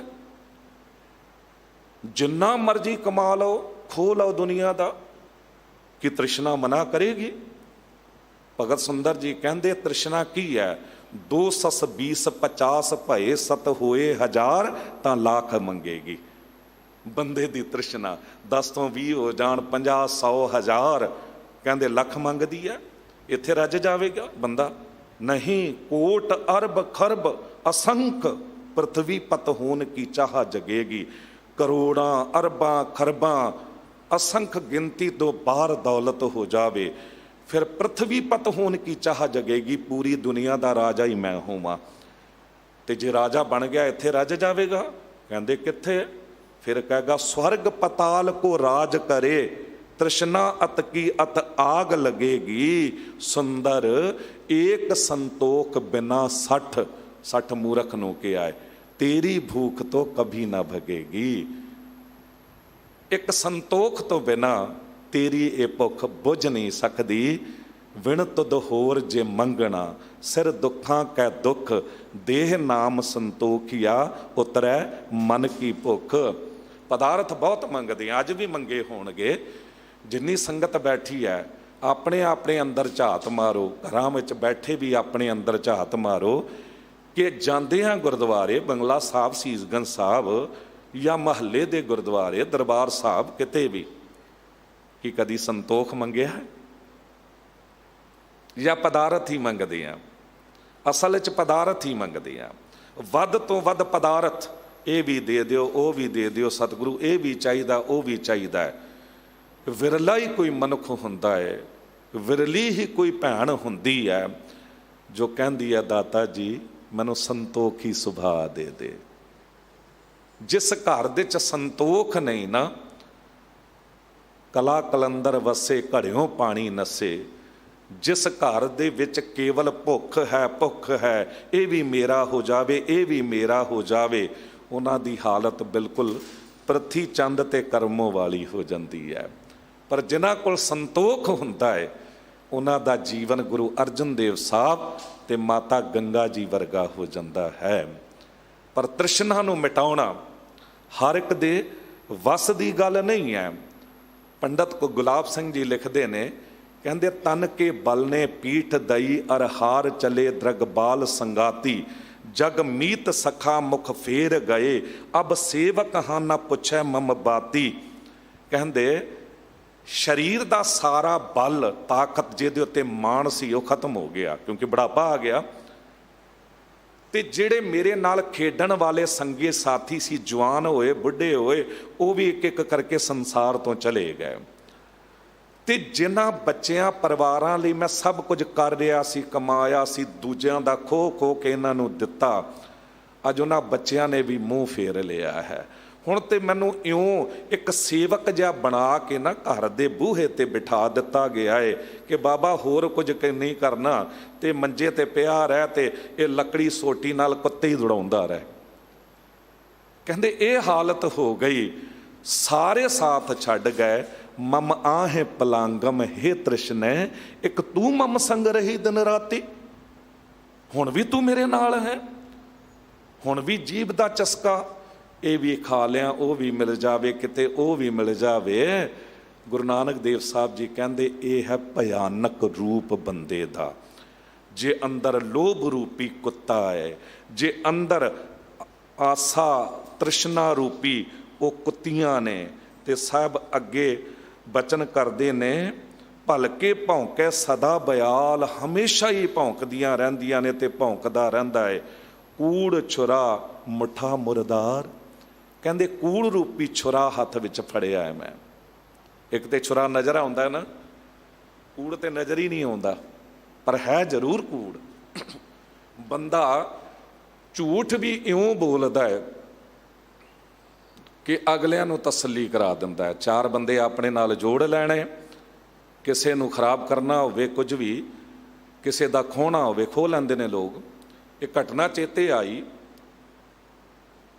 ਬੜੇ ਕਮਾਲ ਦੇ ਵਿਦਵਾਨ ਨੇ ਸਿੱਖ ਪੰਥ ਦੇ ਸੁਣਾਈ ਸੀ। ਤੇ ਉਹ ਕਹਿੰਦੇ ਇੱਕ ਜਾਟ ਸੀ ਬੜਾ ਤਗੜਾ, ਉਹ ਕਿਤੇ ਚਲਾ ਗਿਆ ਮੇਲੇ ਦੇ ਵਿੱਚ, ਪੁਰਾਤਨ ਸਮਾਂ ਸੀ, ਤੇ ਉਹਨੇ ਕਿਤੇ ਇੱਕ ਲੇਲਾ ਬੱਕਰੇ ਦਾ ਬੱਚਾ ਵੇਖਿਆ ਤੇ ਖਰੀਦ ਲਿਆ ਤੇ ਮੋਢੇ ਤੇ ਲੈ ਕੇ ਤੁਰ ਪਿਆ। ਤੇ ਚਾਰ ਠੱਗ ਨਜ਼ਰ ਆਏ ਕਿਤੇ। ਉਹ ਚਾਰ ਠੱਗਾਂ ਨੇ ਵੇਖਿਆ ਕਿ ਇਸ ਤੋਂ ਇਹ ਬੱਕਰਾ ਖੋਹਣਾ ਤੇ ਚਾਹੀਦਾ ਹੈ, ਪਰ ਕਰੀਏ ਕੀ? ਇਹਦੇ ਨਾਲ ਲੜ ਕੇ ਤੇ ਖੋ ਨਹੀਂ ਸਕਦੇ, ਤੇ ਇੱਕ ਤਰੀਕਾ ਵਰਤਿਆ। ਚਾਰਾਂ ਨੇ ਇੱਕਦਮ ਸਲਾਹ ਲੈ ਲਈ। ਠੱਗ ਤੇ ਠੱਗ ਹੀ ਹੁੰਦੇ ਨੇ। ਅੱਗੇ ਤੁਸੀਂ ਸੁਣੋਗੇ ਸ਼ਬਦ ਦੇ ਵਿੱਚ, ਮੈਂ ਠਗਵਾੜਾ ਠੱਗੀ ਦੇਸ਼। ਠੱਗ ਦਾ ਘਰ ਬਣਿਆ ਹੁੰਦਾ, ਠੱਗ ਦਾ ਜੀਵਨ। ਤੇ ਚਾਰਾਂ ਨੇ ਸਲਾਹ ਕਰ ਲਈ। ਇੱਕ ਪਹਿਲਾਂ ਖੜਾ ਹੋ ਗਿਆ, ਉਹਨੂੰ ਕਿਹਾ ਜਾਟ ਨੂੰ ਕਿ ਬੜਾ ਸੋਹਣਾ ਕੁੱਤੇ ਦਾ ਬੱਚਾ ਖਰੀਦਿਆ, ਕਿੱਥੋਂ ਲੈ ਕੇ ਆ ਰਹੇ ਆ? ਉਹ ਬੜਾ ਹੈਰਾਨ ਹੋਇਆ ਤੇ ਅੱਖਾਂ ਕੱਢ ਕੇ ਤੇ ਗੁੱਸੇ ਹੋ ਕੇ ਬੋਲਿਆ ਉਹਨੂੰ ਕਿ ਤੂੰ ਅੰਨਾ ਹੋ ਗਿਆ, ਵੇਖਦਾ ਨਹੀਂ ਆ ਇਹ ਲੇਲਾ ਹੈ। ਉਹ ਕਹਿੰਦਾ ਭਰਾਵਾ ਨਾਰਾਜ਼ ਨਾ ਹੋ, ਨਹੀਂ ਮੰਨਣੀ ਗੱਲ ਤੇ ਨਾ ਮੰਨ। ਹੁਣ ਉਹ ਤੇ ਹਟ ਗਿਆ, ਥੋੜਾ ਅੱਗੇ ਤੁਰਿਆ ਤੇ ਪਲਾਨਿੰਗ ਤੇ ਸੀ, ਥੋੜੀ ਦੂਰ ਦੂਜਾ ਖੜਾ ਸੀ, ਉਹਨੇ ਵੀ ਇਹੀ ਗੱਲ ਕਹਿ ਦਿੱਤੀ ਵੀ ਕੁੱਤੇ ਦਾ ਬੱਚਾ ਮੋਢੇ ਤੇ ਚੁੱਕੀ ਫਿਰਦਾ। ਉਹਨੂੰ ਵੀ ਲੜਿਆ ਹੈ, ਪਰ ਸੋਚਿਆ ਦੋ ਬੰਦੇ ਕਿੱਦਾਂ ਗਲਤ ਹੋ ਸਕਦੇ ਨੇ। ਉਤਾਰ ਕੇ ਥੱਲੇ ਚੰਗੀ ਤਰ੍ਹਾਂ ਵੇਖਿਆ, ਪਰ ਇਹ ਤੇ ਲੇਲਾ ਹੀ ਸੀ। ਫਿਰ ਤੁਰ ਪਿਆ ਤੇ ਤੀਜਾ ਖੜਾ ਸੀ। ਹੁਣ ਤੀਜੇ ਨੇ ਵੀ ਜਦ ਇਹ ਗੱਲ ਕਹਿ ਦਿੱਤੀ, ਹੁਣ ਦਿਮਾਗ ਚੱਕਰਾ ਗਿਆ। ਹੁਣ ਕਹਿੰਦਾ ਕਿਤੇ ਮੇਰੇ ਨਾਲ ਹੀ ਤੇ ਕੁਝ ਘਾਟਵਾਦ ਨਹੀਂ ਹੋ ਗਈ, ਤੇ ਜੇ ਕਿਤੇ ਮੈਂ ਲੈ ਕੇ ਪਿੰਡ ਪੁੱਜਿਆ ਤੇ ਉਹਨਾਂ ਨੂੰ ਕਹਾਂਗਾ ਕਿ ਮੈਂ ਇਹ ਲੇਲੇ ਦਾ ਬੱਚਾ ਲੈ ਕੇ ਆਇਆ ਬੱਕਰੇ ਦਾ, ਤੇ ਹੋਵੇਗਾ ਕੁੱਤੇ ਦਾ, ਬੜੇ ਲੋਕ ਹੱਸਣਗੇ। ਹੁਣ ਮਨ 'ਚ ਸੋਚਿਆ ਜੇ ਚੌਥੇ ਕਿਸੇ ਬੰਦੇ ਨੇ ਕਹਿ ਦਿੱਤਾ ਨਾ, ਮੈਂ ਉੱਥੇ ਹੀ ਇਹਨੂੰ ਸੁੱਟ ਦਿਆਂਗਾ। ਹੁਣ ਤਿਆਰੀ ਤੇ ਸੀ, ਹੁਣ ਚੌਥੇ ਨੇ ਵੀ ਕਹਿ ਦਿੱਤਾ, ਇਹਨੇ ਵਗਾ ਕੇ ਮਾਰਿਆ ਉਹਨੂੰ ਤੇ ਆਪ ਤੁਰਦਾ ਬਣਿਆ। ਚਾਰੇ ਠੱਗਾਂ ਨੇ ਉਹਨੂੰ ਝਟਕਾਇਆ ਤੇ ਜੋ ਆਪਣਾ ਢਿੱਡ ਭਰਨਾ ਸੀ ਉਹਨਾਂ ਨੇ ਕਰ ਲਿਆ। ਹਾਲਾਤ ਇਹ ਹੁੰਦੇ ਨੇ। ਮਨੁੱਖ ਦਾ ਜੀਵਨ ਜਦ ਲੋਭ ਰੂਪੀ ਕੁੱਤਾ ਅੰਦਰ ਹੁੰਦਾ ਏ ਤੇ ਉਦੋਂ ਠੱਗ ਰੂਪੀ ਉਹ ਠੱਗੀ ਕਰਨ ਵਾਲਾ ਵੀ ਉਹ ਨਾਲ ਹੀ ਜੁੜ ਜਾਂਦਾ ਹੈ ਤੇ ਉਦੋਂ ਫਿਰ ਝੂਠ ਬੋਲਣਾ ਕੂੜ ਰੂਪੀ ਛੁਰਾ ਹੁੰਦਾ ਹੈ। ਹੁਣ ਦੇਖਿਆ, ਭਾਵੇਂ ਛੁਰਾ ਨਜ਼ਰ ਨਹੀਂ ਸੀ ਆ ਰਿਹਾ, ਪਰ ਕੂੜ ਵਰਤ ਕੇ, ਕੂੜ ਰੂਪੀ ਛੁਰਾ ਵਰਤ ਕੇ ਤੇ ਅਗਲੇ ਤੋਂ ਖੋਹ ਹੀ ਲਿਆ ਨਾ। ਗੁਰੂ ਨਾਨਕ ਦੇਵ ਸਾਹਿਬ ਜੀ ਕਹਿੰਦੇ ਕੂੜ ਛੁਰਾ ਮੁੱਠਾ ਮੁਰਦਾਰ, ਮੁਰਦਾਰ ਖਾਣਾ, ਦੂਜੇ ਦਾ ਹੱਕ ਖਾਣਾ। ਕਹਿੰਦੇ ਅੱਜ ਇਹ ਕਰ ਰਿਹਾ ਕਿਉਂਕਿ ਠੱਗੇ ਆ ਗਿਆ। ਅੱਗੇ ਸਾਹਿਬ ਕਹਿੰਦੇ ਨੇ ਤਾਣਕ ਰੂਪ ਰਹਾ ਕਰਤਾਰ, ਇਹ ਕਰਤਾਰ, ਇਹ ਮਾਲਕ ਵਾਹਿਗੁਰੂ ਮੇਰਾ ਰੂਪ ਬੜਾ ਭਿਆਨਕ ਹੈ। ਕਿ ਗੁਰੂ ਨਾਨਕ ਦੇਵ ਸਾਹਿਬ ਜੀ ਦਾ ਰੂਪ ਭਿਆਨਕ ਸੀ? ਨਹੀਂ, ਗੁਰੂ ਨਾਨਕ ਦੇਵ ਸਾਹਿਬ ਜੀ ਦਾ ਰੂਪ ਤੇ ਇਹੋ ਜਿਹਾ ਸੀ, ਇਹੋ ਜਿਹਾ ਨੂਰ ਸੀ ਕਿ ਜਿਹੜਾ ਵੇਖਦਾ ਸੀ ਉਹ ਵੀ ਬਦਲ ਜਾਂਦਾ ਸੀ। ਵੇਖਦੇ ਤੇ ਇੱਕ ਬਚਨ ਸੁਣਦੇ ਕੌਡਾ ਰਾਖਸ਼ਸ ਵੀ ਦੇਵਤਾ ਹੋ ਗਿਆ, ਸੱਜਣ ਠੱਗ ਵੀ ਅਸਲ ਸੱਜਣ ਹੋ ਗਿਆ। ਗੁਰੂ ਨਾਨਕ ਦੇਵ ਸਾਹਿਬ ਜੀ ਦੇ ਬਚਨਾਂ ਨੂੰ ਸੁਣ ਕੇ ਤੇ ਭੂਮੀਆਂ ਚੋਰ ਵੀ ਦੇਵਤਾ ਹੋ ਗਿਆ। ਤੇ ਕੀ ਗੁਰੂ ਨਾਨਕ ਦੇਵ ਸਾਹਿਬ ਜੀ ਦਾ ਜੀਵਨ ਭਿਆਨਕ ਹੋਵੇਗਾ? ਬਿਲਕੁਲ ਨਹੀਂ। ਗੁਰੂ ਨਾਨਕ ਦੇਵ ਸਾਹਿਬ ਜੀ ਅੱਜ ਦੇ ਬੰਦੇ ਦਾ ਜੀਵਨ ਸਾਡੇ ਸਾਹਮਣੇ ਰੱਖ ਰਹੇ ਨੇ। ਅੱਗੇ ਸਾਹਿਬ ਕਹਿੰਦੇ ਨੇ ਮੈਂ ਪਤ ਕੀ ਪੰਦ ਨਾ ਕਰਨੀ ਕੀ ਕਾਰ। ਪੰਦ ਕਿਹਾ ਜਾਂਦਾ ਹੈ ਨਸੀਹਤ ਨੂੰ, ਚੰਗੀ ਨਸੀਹਤ। ਕਹਿੰਦੇ ਮੈਂ ਚੰਗੀ ਨਸੀਹਤ ਤੇ ਲਈ ਨਹੀਂ ਹੈ, ਨਾ ਮੈਂ ਗੁਰੂ ਦੀ ਮੰਨੀ, ਨਾ ਮਾਲਕ ਵਾਹਿਗੁਰੂ ਜੀ ਦੀ ਮੰਨੀ, ਤੇ ਮੇਰੀ ਕਰਨੀ ਦੀ ਕਾਰ ਉਹ ਕਿਸ ਤਰ੍ਹਾਂ ਚੰਗੀ ਹੋ ਸਕਦੀ ਹੈ? ਕਾਰ ਲਕੀਰ ਨੂੰ ਵੀ ਕਿਹਾ ਜਾਂਦਾ ਹੈ। ਪਿੱਛੇ ਜੇ ਨਾ ਉੱਤਰਾਖੰਡ ਦੇ ਗਵਰਨਰ ਜਨਰਲ ਗੁਰਪ੍ਰੀਤ ਸਿੰਘ ਜੀ, ਉੱਥੇ ਦੇ ਰਾਜਪਾਲ, ਉਹ ਵੀ ਇੱਕ ਰੂਹਾਨੀ ਰੂਹ ਨੇ ਤੇ ਉਹ ਮੂਲ ਮੰਤਰ ਤੇ ਰਿਸਰਚ ਕਰ ਰਹੇ ਨੇ। ਤੇ ਦਾਸ ਨੂੰ ਇੱਕ ਵਾਰੀ ਕਿਤੇ ਇੱਕ ਦੋ ਪ੍ਰੋਫੈਸਰਾਂ ਨੇ ਜਾਂ ਡਾਕਟਰਾਂ ਨੇ ਕਹਿ ਦਿੱਤਾ ਕਿ ਜੇ ਡੀਪ ਉਹਦੇ ਉਸ ਸਮਝਣੇ ਨੇ ਤੇ ਗਿਆਨੀ ਹਰਨਾਮ ਸਿੰਘ ਜੀ ਨਾਲ ਵਿਚਾਰ ਕਰ ਲਓ ਥੋੜ੍ਹੀ। ਉਹ ਤੇ ਰਿਸਰਚ ਕਰ ਰਹੇ ਨੇ, ਹਰ ਇੱਕ ਨਾਲ ਹੀ ਕਰਦੇ ਨੇ। ਤੇ ਮੈਨੂੰ ਵੀ ਬੁਲਾ ਲਿਆ, ਇਨਵਾਈਟ ਕੀਤਾ ਤੇ ਗਿਆ। ਉੱਥੇ ਜਦ ਵਿਚਾਰਾਂ ਹੋਈਆਂ ਤੇ ਹੈਰਾਨ ਹੋਇਆ ਮੈਂ ਕਿ ਗੁਰੂ ਨਾਨਕ ਦੇਵ ਸਾਹਿਬ ਜੀ ਦੀ ਬਾਣੀ ਨੂੰ ਇਤਨਾ ਡੂੰਘੇ ਤੌਰ ਤੇ ਉਹ ਸਮਝਦੇ ਨੇ, ਪੜ੍ਹਦੇ ਨੇ। ਤੇ ਮੈਨੂੰ ਕਹਿ ਦਿੱਤਾ ਕਿ ਇੱਕ ਓੰਕਾਰ, ਇਹਦਾ ਗਿਆਨੀ ਜੀ ਤੁਸੀਂ ਮੂਲ ਰੂਪ ਕਿਸ ਤਰ੍ਹਾਂ ਵੇਖਦੇ ਹੋ? ਤੇ ਤੁਸੀਂ ਸਮਝਣਾ ਥੋੜ੍ਹਾ ਇਸ ਗੱਲ ਨੂੰ, ਕਿਉਂਕਿ ਕਾਰ ਸ਼ਬਦ ਆਇਆ ਤੇ ਮੈਨੂੰ ਥੋੜ੍ਹਾ ਚੇਤੇ ਆ ਗਿਆ ਕਿ ਹਰ ਇੱਕ ਦਾ ਨਜ਼ਰੀਆ ਆਪਣੇ ਤਰੀਕੇ ਦਾ ਹੈ। ਮਸਕੀਨ ਜੀ ਵੀ ਇਹੀ ਗੱਲ ਕਹਿੰਦੇ ਸਨ ਕਿ ਜਪਜੀ ਸਾਹਿਬ ਦੇ ਤਰਜਮੇ ਪਤਾ ਨਹੀਂ ਕਿੰਨੇ ਲੋਕਾਂ ਨੇ ਕੀਤੇ ਨੇ, ਮੂਲ ਮੰਤਰ ਦੇ ਕੀਤੇ ਨੇ। ਤੁਸੀਂ ਇੱਕ ਓੰਕਾਰ ਦਾ ਸਰੂਪ ਵੇਖੋਗੇ ਨਾ ਤੇ ਏਕਾ, ਇਹ ਹਿੰਦਸਾ ਹੈ, ਇੱਕ ਹੈ ਨਾ, ਤੇ ਇੱਕ ਤੋਂ ਪਹਿਲਾਂ ਕੁਛ ਵੀ ਨਹੀਂ ਹੈ, ਪਹਿਲਾਂ ਤੇ ਸ਼ੂਨਯ ਹੈ, ਸ਼ੂਨਯ ਹੈ। ਇੱਕ ਤੋਂ ਪਹਿਲਾਂ ਕੋਈ ਗਿਣਤੀ ਹੁੰਦੀ ਵੀ ਨਹੀਂ, ਜ਼ੀਰੋ ਹੀ ਹੁੰਦਾ ਹੈ। ਤੇ ਇੱਕ ਅਕਾਲ ਪੁਰਖ ਵਾਹਿਗੁਰੂ ਆਪਣੇ ਆਪ ਤੋਂ ਪੈਦਾ ਹੋਇਆ ਹੈ। ਇੱਕ ਤੋਂ ਪਹਿਲਾਂ ਕੁਝ ਨਹੀਂ ਸੀ, ਇੱਕ ਤੋਂ ਬਾਅਦ ਦੂਜਾ ਬਣਦਾ। ਪਹਿਲਾਂ ਸ਼ੂਨਯ ਹੀ ਸੀ, ਉਹ ਆਪਣੇ ਆਪੇ ਤੋਂ ਆਪ ਪੈਦਾ ਹੋਇਆ। ਆਪੀ ਨੇ ਆਪ ਸਾਜਿਆ, ਆਪੀ ਨੇ ਰਚਿਓ ਨਾਮ। ਉਸ ਤੋਂ ਬਾਅਦ ਉਹਨੇ ਓੰਗ, ਭਾਵ ਕਿ ਆਪਣੇ ਵਿੱਚੋਂ ਉਹਨੇ ਤ੍ਰੈਗੁਣੀ ਸੰਸਾਰ ਨੂੰ ਬਣਾਇਆ। ਤੇ ਤ੍ਰੈਗੁਣੀ ਸੰਸਾਰ ਤੁਸੀਂ ਦੇਖੋਗੇ ਨਾ, ਜਦ ਇੱਕ ਓਂਕਾਰ ਇੱਕ ਦੇ ਨਾਲ ਅਗਲਾ ਸਰੂਪ ਦੇਖੋਗੇ ਨਾ, ਉਹਨੂੰ ਲਿਖਣ ਲੱਗਿਆ ਪਹਿਲਾਂ 3 ਲਿਖਿਆ ਜਾਂਦਾ ਹੈ। ਤੁਸੀਂ ਪਹਿਲਾਂ 3 ਲਿਖੋਗੇ, ਫਿਰ ਉਹਨੂੰ ਉੱਪਰ ਲੈ ਕੇ ਜਾਓਗੇ। ਉਹ 3 ਕਿਉਂਕਿ ਤ੍ਰੈਗੁਣੀ ਸੰਸਾਰ, ਕਿਉਂਕਿ 3 ਹੀ ਪਦਾਰਥ ਨੇ ਇੱਥੇ, ਰਜੋ ਗੁਣ, ਤਮੋ ਗੁਣ, ਸਤੋ ਗੁਣ, ਉਹਦੇ ਵਿੱਚ ਹੀ ਸਭ ਕੁਝ ਆ ਜਾਂਦਾ ਹੈ। 3 ਹੀ ਲੋਕ ਨੇ, 3 ਹੀ ਕਾਲ ਨੇ, ਭੂਤ ਭਵਿੱਖ ਵਰਤਮਾਨ, 3 ਤਾਪ ਨੇ, ਜ਼ਿਆਦਾਤਰ ਸਰੂਪ 3। ਤੇ ਉਹ ਜੋ 3 ਨੇ, ਇੱਕ ਤੋਂ ਬਾਅਦ 3 ਭਾਵ ਕਿ ਤ੍ਰੈਗੁਣੀ ਸੰਸਾਰ ਬਣਿਆ। ਸੰਸਾਰ ਬਣਾਉਣ ਤੋਂ ਬਾਅਦ ਉਹ ਜੋ ਮਾਲਕ ਵਾਹਿਗੁਰੂ ਸੀ, ਉਸ ਸੰਸਾਰ ਤੋਂ ਵੱਖ ਨਹੀਂ ਹੋਇਆ, ਇਹਦੇ 'ਚ ਲੈ ਹੋ ਗਿਆ, ਇਹਦੇ 'ਚ ਲੀਨ ਹੋ ਗਿਆ, ਹਰ ਇੱਕ ਦੇ ਵਿੱਚ ਉਹ ਸਮਾਇਆ ਹੋਇਆ ਹੈ। ਥੋੜਾ ਜਿਹਾ ਗੱਲ ਨੂੰ ਇਸ ਤਰ੍ਹਾਂ ਸਮਝ ਲੈਣਾ ਕਿ ਕਿਸ ਤਰ੍ਹਾਂ ਲੈ ਹੋਇਆ। ਇੱਕ ਓਂਕਾਰ ਦਾ ਸਰੂਪ ਕੀ ਹੈ? ਤੁਸੀਂ 3 ਲਿਖ ਕੇ ਤੇ ਏਕੇ ਨੂੰ ਅੱਗੇ ਲਿਆਓ, ਨਾਲ ਜੋੜ ਦਿਓ। ਉਹ ਜੋ ਇਸ ਤਰ੍ਹਾਂ ਜੁੜੇਗਾ, ਥੱਲੇ ਉਹ ਰੂਪ ਆ ਜਾਵੇਗਾ। ਉੱਪਰ ਜਾ ਕੇ ਜਿਹੜਾ ਉਹਦਾ ਜ਼ੀਰੋ ਹੈ ਨਾ, ਜੋ ਗੋਲ ਹੈ, ਉਹ ਉੱਪਰੋਂ ਖੁੱਲ ਜਾਵੇਗਾ। ਇਸ ਤਰ੍ਹਾਂ ਉੱਪਰੋਂ ਖੁੱਲ ਜਾਵੇਗਾ ਤੇ ਉਹ 2 ਕਾਰ ਹੋ ਜਾਣਗੀਆਂ। 2 ਕਾਰ, 2 ਲਕੀਰਾਂ। ਇੱਕ ਤੇ ਮਾਲਕ ਵਾਹਿਗੁਰੂ ਨੇ ਆਪਣੇ ਆਪ ਤੋਂ ਸੰਸਾਰ ਬਣਾ ਕੇ ਫਿਰ ਉਹਦੇ ਵਿੱਚ ਲੈ ਹੋ ਗਿਆ, ਸਮੋ ਗਿਆ। ਜਦ ਸਮਾ ਗਿਆ, ਫਿਰ ਸਮਾ ਕੇ ਸੰਸਾਰ ਨੂੰ ਇੱਦਾਂ ਨਹੀਂ ਛੱਡ ਦਿੱਤਾ, ਆਪਣੇ ਹੁਕਮ ਦੀ ਕਾਰ ਦੇ 'ਚ ਬੰਨ੍ਹ ਦਿੱਤਾ, ਹੁਕਮ ਰੂਪੀ ਲਕੀਰ 'ਚ ਬੰਨ੍ਹ ਦਿੱਤਾ। ਤੇ ਦੂਜੀ ਸਾਨੂੰ ਪਾਲਣ ਵਾਲੀ ਲਕੀਰ, ਚੌਗਿਰਦ ਹਮਾਰਾ ਰਾਮਕਾਰ, ਦੁੱਖ ਲੱਗੈ ਨਾ ਭਾਈ। ਕਦੀ ਇਹਦਾ ਖੁਲਾਸਾ ਪੂਰਨ ਤੌਰ ਤੇ ਕਰਾਂਗੇ, ਪਰ ਅੱਜ ਜੋ ਬੇਨਤੀ ਕਰ ਰਹੇ ਹਾਂ ਕਿ ਦੁਨੀਆ ਦਾ ਕੋਈ ਵੀ ਕਲਾਕਾਰ ਹੈ ਨਾ, ਉਹ ਕੋਈ ਵੀ ਕਲਾਕ੍ਰਿਤੀ ਬਣਾਉਂਦਾ ਹੈ। ਕਿਸੇ ਚਿੱਤਰਕਾਰ ਨੇ ਚਿੱਤਰ ਬਣਾਇਆ, ਕਿਤਨਾ ਸੋਹਣਾ ਬਣਾਇਆ, ਕਿੰਨੇ ਚਿੱਤਰ ਬਣਾਏ, ਪਰ ਬਣਾ ਕੇ ਵਿੱਚ ਨਹੀਂ ਬੈਠ ਗਿਆ, ਉਸ ਤੋਂ ਵੱਖ ਹੋ ਗਿਆ। ਉਹ ਚਿੱਤਰ ਵੱਖ-ਵੱਖ ਜਗ੍ਹਾਵਾਂ ਤੇ ਵਿਕੇ। ਕਿਸੇ ਨੇ ਸੋਨੇ ਦੇ ਗਹਿਣੇ ਬਣਾਏ, ਅਤ ਸੁੰਦਰ ਬਣਾਏ, ਪਰ ਗਹਿਣੇ ਬਣਾ ਕੇ ਬਣਾਉਣ ਵਾਲਾ ਵਿੱਚ ਨਹੀਂ ਬੈਠ ਗਿਆ, ਵੱਖ ਹੋ ਗਿਆ, ਗਹਿਣੇ ਵੱਖ-ਵੱਖ ਵਿਕੇ। ਕਿਸੇ ਨੇ ਸੁੰਦਰ ਤੋਂ ਸੁੰਦਰ ਭਾਂਡੇ ਬਣਾਏ, ਕਿਸੇ ਕਲਾਕਾਰ ਨੇ ਕੋਈ ਕਲਾਕ੍ਰਿਤੀ ਬਣਾਈ, ਪਰ ਬਣਾ ਕੇ ਸਾਰੇ ਵੱਖ ਹੋ ਗਏ।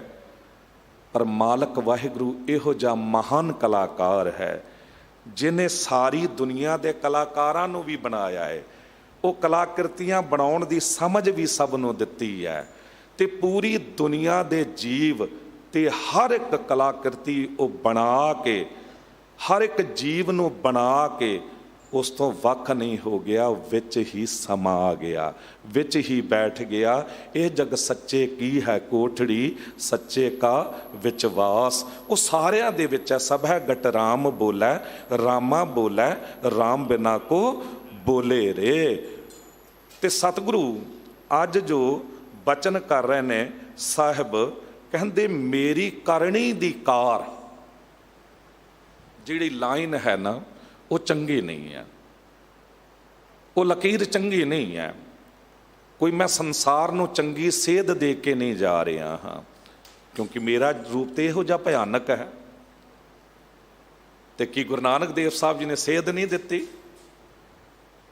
ਉਹ ਤੇ 550 ਸਾਲ ਪਹਿਲਾਂ ਤੋਂ ਸਾਨੂੰ ਸੇਧ ਦਿੰਦੇ ਆ ਰਹੇ ਨੇ, ਤੇ ਅੱਜ ਵੀ ਦੇ ਰਹੇ ਨੇ, ਅੱਜ ਵੀ ਸਮਝਾ ਰਹੇ ਨੇ।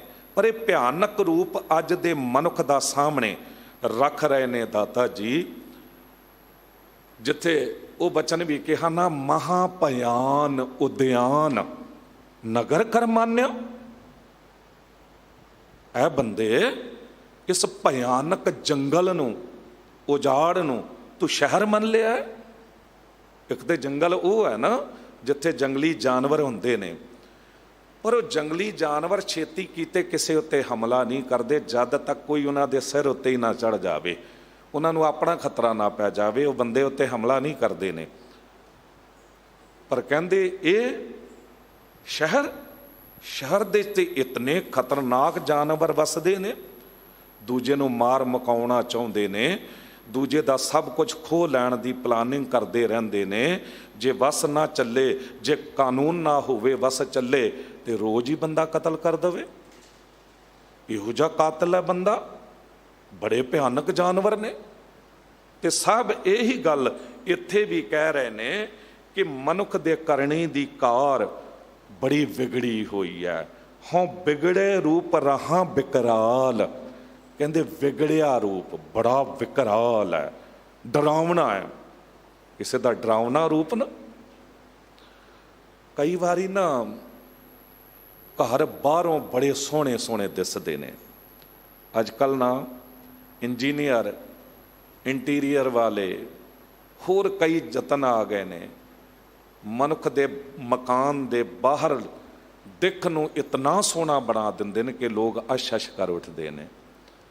ਪਰ ਭਲਿਓ ਬਾਹਰ ਤੇ ਬਾਹਰ ਹੀ ਹੈ, ਪਤਾ ਤੇ ਅੰਦਰ ਜਾ ਕੇ ਲੱਗਣਾ ਹੈ ਕਿ ਅੰਦਰ ਗੁਰੂ ਗ੍ਰੰਥ ਸਾਹਿਬ ਜੀ ਦਾ ਪ੍ਰਕਾਸ਼ ਹੈ ਜਾਂ ਸ਼ਰਾਬਾਂ ਦੇ ਬਾਰ ਤੇ ਨੰਗੀਆਂ ਤਸਵੀਰਾਂ ਤੇ ਬਹੁਤ ਕੁਝ ਉਹੋ ਜਿਹਾ ਜੀਵਨ ਹੈ।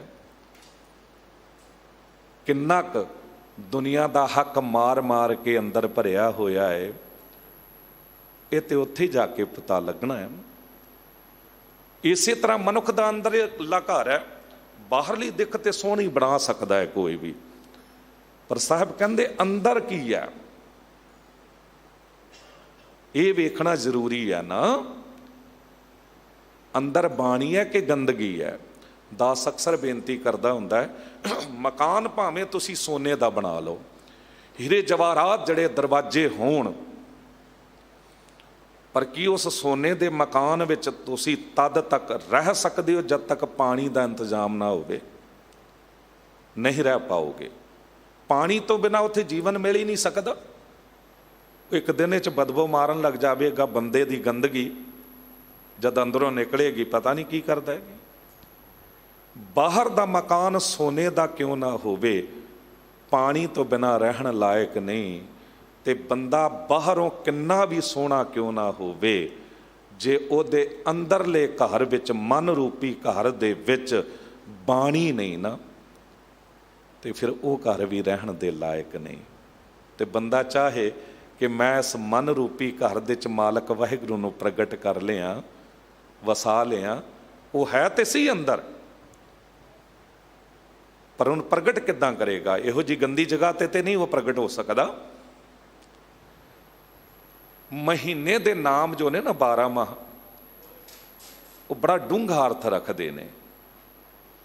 ਆਮ ਤੌਰ ਤੇ ਆਪਾਂ ਇੱਕ ਮਹੀਨੇ ਨੂੰ ਮੱਘਰ ਕਹਿੰਦੇ ਆ ਨਾ, ਆਮ ਦੇਸੀ ਮਹੀਨਾ 'ਚ ਬੋਲੀ ਚੱਲੋ ਦੁਨੀਆ ਮੱਘਰ ਕਹਿੰਦੇ ਨੇ, ਪਰ ਗੁਰੂ ਅਰਜਨ ਦੇਵ ਸਾਹਿਬ ਜੀ ਨੇ ਇਨੀਸ਼ੀਅਲ ਇੱਕ ਅੱਖਰ ਵਧਾ ਦਿੱਤਾ, ਉੱਪਰ ਦੇਖੋਗੇ ਟਿੱਪੀ ਹੈ, ਉਹ ਹੈ ਮੰਘਰ।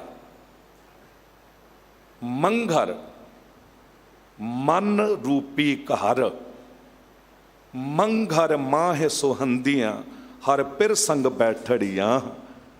ਕਹਿੰਦੇ ਜਿਹੜੀ ਸਤਸੰਗੀ ਸਹੇਲੀਆਂ ਨੇ ਨਾ, ਜੋ ਪਤੀ ਵਾਹਿਗੁਰੂ ਨੂੰ ਪੁਕਾਰਦੀਆਂ ਨੇ, ਉਹਦੇ ਨੇੜੇ ਬੈਠਦਾ ਚਾਹੁੰਦੀਆਂ ਨੇ, ਉਹ ਆਪਣੇ ਮਨ ਨੂੰ ਰੂਪੀ ਘਰ ਨੂੰ ਇਤਨਾ ਸੁੰਦਰ ਬਣਾ ਲੈਂਦੀਆਂ ਨੇ ਕਿ ਪਤੀ ਵਾਹਿਗੁਰੂ ਉਸ ਮਨ ਰੂਪੀ ਘਰ ਦੇ ਵਿੱਚ ਉਹਨੂੰ ਮਿਲ ਜਾਂਦਾ ਹੈ ਤੇ ਉਹ ਅੰਦਰ ਬੈਠੀਆਂ ਆਨੰਦ ਮਾਣਦੀਆਂ, ਸ਼ੋਭਾ ਮਾਣਦੀਆਂ ਨੇ।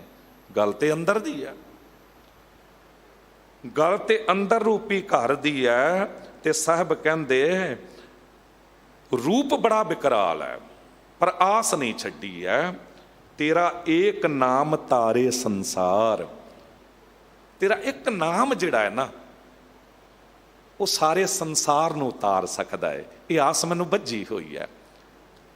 ਭਾਈ ਸਾਹਿਬ, ਭਾਈ ਗੁਰਦਾਸ ਸਾਹਿਬ ਜੀ ਕਹਿੰਦੇ, ਭਗਤ ਵਛਲ ਸੁਨਹੂ ਤੂੰ ਨਿਰਾਸ ਹਿਰਦੈ, ਪਤਿਤ ਪਾਵਨ ਸੁਨਾਸਾ ਉਧਾਰ ਹੂੰ। ਕਹਿੰਦੇ ਜਦ ਮੈਂ ਸੁਣਦਾ ਨਾ ਕਿ ਮਾਲਕ ਵਾਹਿਗੁਰੂ ਤੂੰ ਸਿਰਫ ਭਗਤਾਂ ਨੂੰ ਪਿਆਰ ਕਰਨ ਵਾਲਾ ਹੈ, ਤੇ ਮੈਂ ਨਿਰਾਸ਼ ਹੋ ਜਾਂਦਾ, ਕਿਉਂਕਿ ਮੈਂ ਤੇ ਬੜਾ ਵੱਡਾ ਪਾਪੀ ਹਾਂ। ਪਰ ਜਦ ਇਹ ਸੁਣਦਾ, ਜਿਸ ਪਾਪੀ ਕੋ ਮਿਲੈ ਨਾ ਢੋਈ ਸ਼ਰਨ ਆਵੈ ਤਾਂ ਨਿਰਮਲ ਹੋਈ, ਜਦ ਮੈਂ ਸੁਣਦਾ ਪਤਿਤ ਪਾਵਨ ਸੁਨ ਆਸਾ ਉਰਧਾਰ ਹੂੰ, ਤੂੰ ਪਾਪੀਆਂ ਨੂੰ ਵੀ ਪਵਿੱਤਰ ਕਰ ਦਿੰਦਾ ਤੇ ਮੈਨੂੰ ਵੀ ਆਸ ਬੱਝ ਜਾਂਦੀ ਹੈ।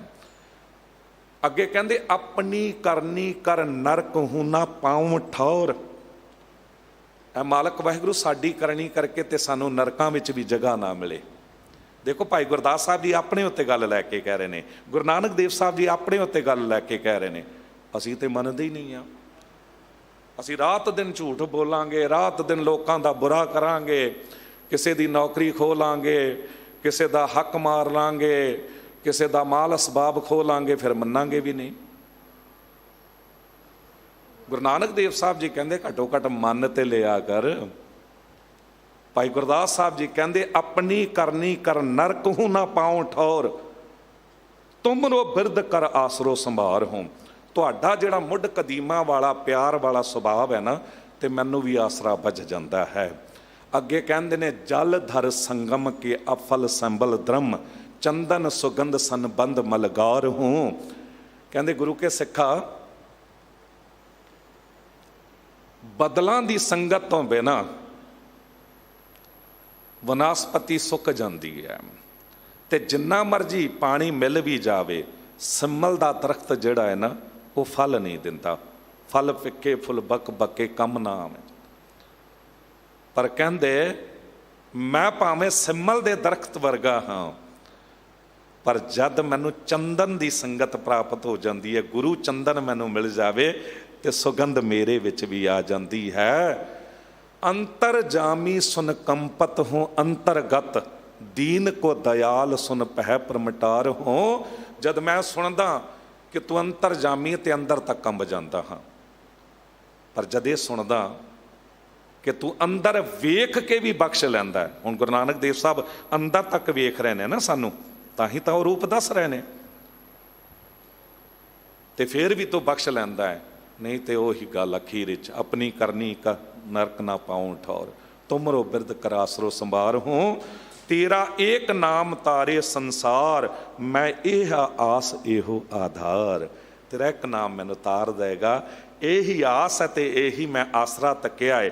ਰਾਹੋ ਦੇ ਕੇ ਸਾਹਿਬ ਕਹਿੰਦੇ ਨੇ ਅੱਗੇ, ਦੇਖੋ ਕੈਸੇ ਬਚਨ ਨੇ, ਮੁਖ ਨਿੰਦਾ ਆਖਾਂ ਦਿਨ ਰਾਤ, ਮੈਂ ਜ਼ੁਬਾਨ ਨਾਲ ਰਾਤ ਦਿਨ ਨਿੰਦਾ ਕਰਦਾ। ਗੁਰੂ ਨਾਨਕ ਦੇਵ ਸਾਹਿਬ ਕਿਤੇ ਨਿੰਦਾ ਕਰਨਗੇ? ਤੇ ਸਾਡੇ ਵਰਗੇ ਤੇ ਨਿੰਦਾ ਕਰਕੇ ਵੀ ਨਹੀਂ ਮੰਨਦੇ ਕਿ ਅਸੀਂ ਕਿਸੇ ਦੀ ਨਿੰਦਾ ਕੀਤੀ ਹੈ। ਬੇਸ਼ੱਕ ਨਿੰਦਾ ਭਲੀ ਕਿਸੈ ਕੇ ਨਾਹੀ, ਮਨ ਮੁਖ ਮੁਗਦ ਕਰੇਨ, ਮੂੰਹ ਕਾਲੇ ਤਿਨਾ ਨਿੰਦਕਾਂ, ਨਰਕੇ ਘੋਰ ਪਵਨ। ਨਿੰਦਾ ਤੁਸੀਂ ਕਿਸੇ ਰੂਪ ਵਿੱਚ ਵੀ ਕਰ ਰਹੇ ਹੋ। ਇੰਨੇ ਕਰੜੇ ਸ਼ਬਦ ਨੇ। ਤੇ ਸਭ ਅੱਗੇ ਕਹਿ ਰਹੇ ਨੇ, ਪਰ ਗਰ ਜੋ ਹੀ ਨੀਚ ਸਨਾਤ, ਮੈਂ ਇਹੋ ਜੀ ਨੀਵੀਂ ਜਾਤ ਦਾ ਹਾਂ। ਸਤਿਗੁਰੂ ਨਾ ਆਮ ਮਨੁੱਖ ਦੀ ਜਾਤ ਪਾਤ ਨੂੰ ਨਹੀਂ ਮੰਨਦੇ। ਕਹਿੰਦੇ ਮੇਰੀ ਨਜ਼ਰ 'ਚ ਉਹ ਨੀਵੀਂ ਜਾਤ ਦਾ ਹੈ ਜੋ ਪਰਾਏ ਘਰ ਦੇ ਵਿੱਚ ਬੁਰੀ ਨਜ਼ਰ ਪਾਉਂਦਾ ਹੈ। ਪਰ ਗਰ ਜੋ ਹੀ ਨੀਚ ਸਨਾਤ, ਜੋ ਗੁਰੂ ਸਮਝਾ ਰਿਹਾ ਹੋਵੇ, ਪਰ ਧਨ ਪਰ ਦਾਰਾ ਪਰ ਹਰੀ, ਤਾਂ ਕਹ ਨਿਕਟ ਬਸੈ ਨਰ ਹਰੀ। ਉਹ ਕਿਸ ਤਰ੍ਹਾਂ ਦੂਜੇ ਦੇ ਘਰ ਵਿੱਚ ਬੁਰੀ ਨਜ਼ਰ ਪਾਵੇਗਾ? ਇਹ ਮਨੁੱਖ ਦੀ ਦ੍ਰਿਸ਼ਟੀ ਬਾਰੇ ਗੱਲ ਹੈ। ਕਿਉਂਕਿ ਬੰਦਾ ਹੱਥ ਕਿਸੇ ਦੇ ਤਨ ਉੱਤੇ ਧਨ ਉੱਤੇ ਪਾ ਰਿਹਾ, ਫੜਿਆ ਜਾ ਸਕਦਾ, ਸੋਟਾ ਡੰਡਾ ਮਾਰਿਆ ਜਾ ਸਕਦਾ, ਪਰ ਹੁਣ ਨਿਗਾਹ ਨੂੰ ਕੌਣ ਫੜੇ? ਦ੍ਰਿਸ਼ਟੀ ਅਤ ਮੈਲੀ ਹੈ। ਪਰਾਏ ਤਨ ਉੱਤੇ ਪੈ ਰਹੀ ਹੈ, ਧਨ ਉੱਤੇ ਪੈ ਰਹੀ ਹੈ। ਜੇ ਇਹ ਦੋ ਗੱਲਾਂ ਛੱਡ ਦਵੇਂ, ਰੱਬ ਤੇਰੇ ਅੰਦਰੋਂ ਪ੍ਰਗਟ ਹੋ ਜਾਵੇ। ਸਾਹਿਬ ਅੱਗੇ ਕਹਿੰਦੇ ਨੇ, ਕਾਮ ਕ੍ਰੋਧ ਤਨ ਵਸਾਂ ਚੰਡਾਲ, ਧਾਨਕ ਰੂਪ ਰਹਾ ਕਰਤਾਰ।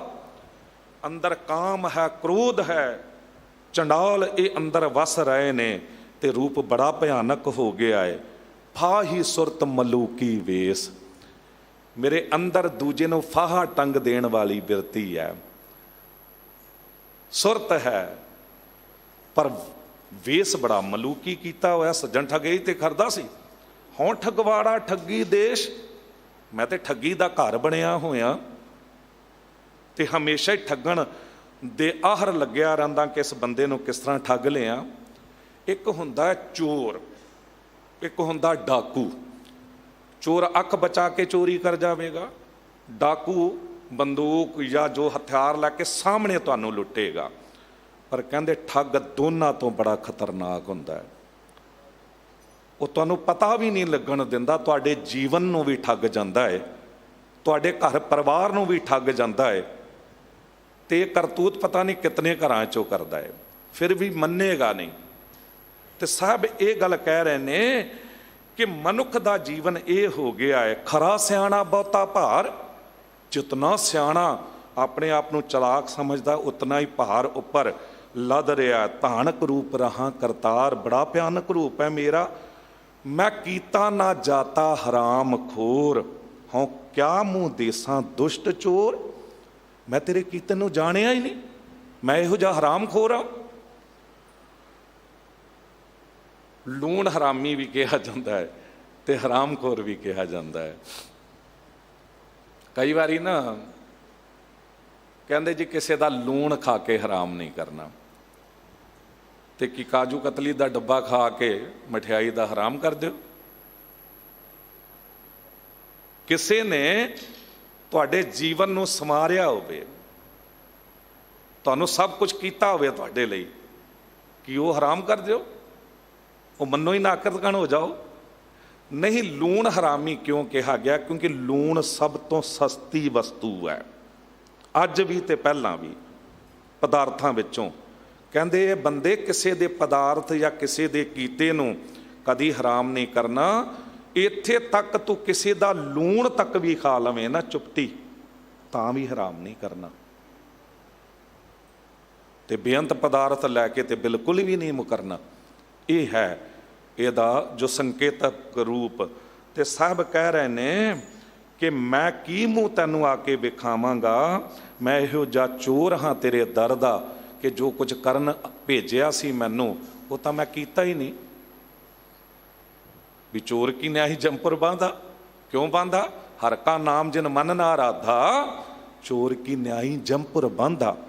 ਜੇ ਮਾਲਕ ਵਾਹਿਗੁਰੂ ਦਾ ਨਾਮ ਹੀ ਨਹੀਂ ਜਪਿਆ, ਤੈਨੂੰ ਭੇਜਿਆ ਕਾਹਦੇ ਲਈ ਸੀ?